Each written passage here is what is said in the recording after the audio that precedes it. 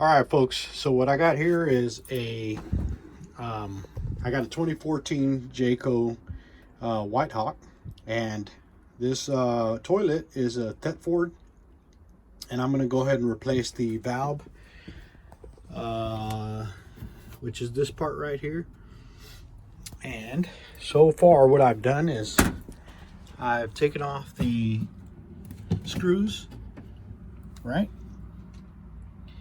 And on top of the screw was this little lid, right? Just like a traditional toilet. And there's one on each side, right?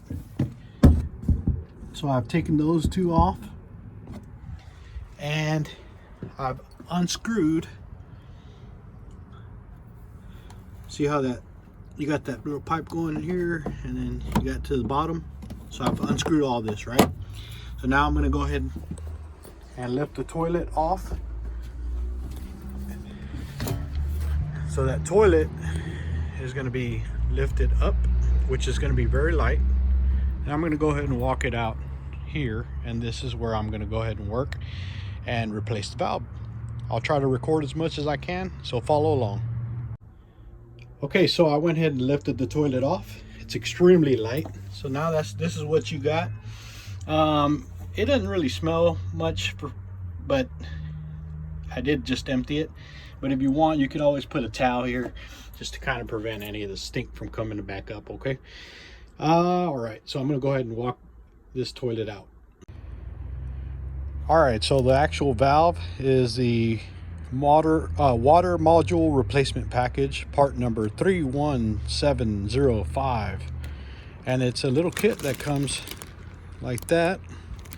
And it actually comes with the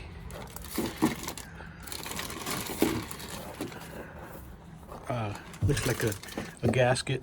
So you just go ahead and pull this out, and you might want to wear gloves. I just maybe I didn't think that one through, but anyway, I can wash my hands afterwards, right? So I'm gonna go ahead and give this a little cleaning there, and then I'll put this one in there in its place. That'll be new. I'm going to go ahead and take this part and replace it there, because that's what's leaking. Apparently this it's pretty common for this valve to leak, and for me it was a lot of water just coming out of that part right there.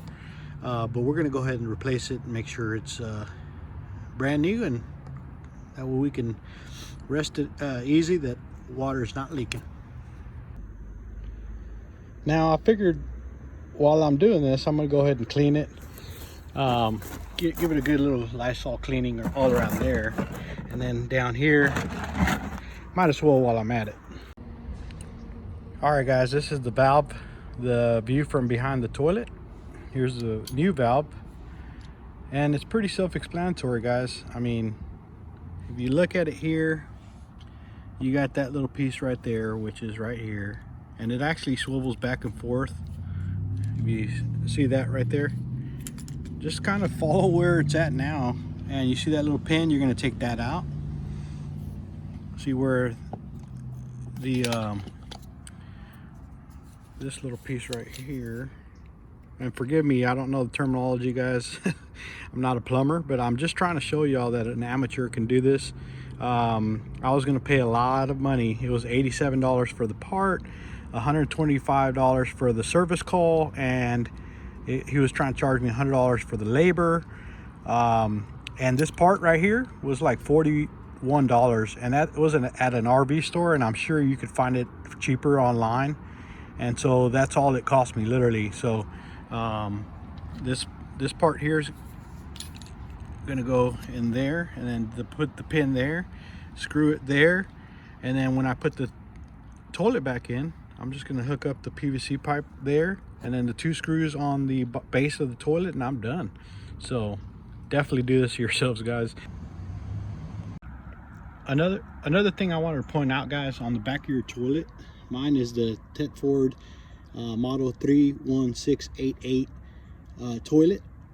And so if you have mine, so one similar to my toilet, the the part number is the 31705. So I just want to make sure that you guys knew. Obviously, you want to check the label on your toilet and make sure that you get the right part. But if you go to the part store at whatever your preferred store is, you can just give them that model number and the toilet make, and they can tell you which part it is. Okay. All right, here's a new part. Just like before, you put that little pin in first, and you see this little groove there. You fit that in, slide it in, and then you put that little pin in that little hole, and then you put the screw, and then you put the hose, and then you put the toilet back on. If you put the pin in first and then press down on the foot level or the flush, it'll pull this out just enough to where it straightens this out. So try that and it'll fit like a glove. All right, that's the new valve. Put the pin there, put the screw back in there, put the hose in there. It's perfect in the groove. And now we're gonna mount this toilet back onto the floor there, okay? All right, guys, the toilet is mounted back on, and I just turned the water back on, and no leak. It is all fixed. And just a little tidbit advice I was given by an amazing person that I know.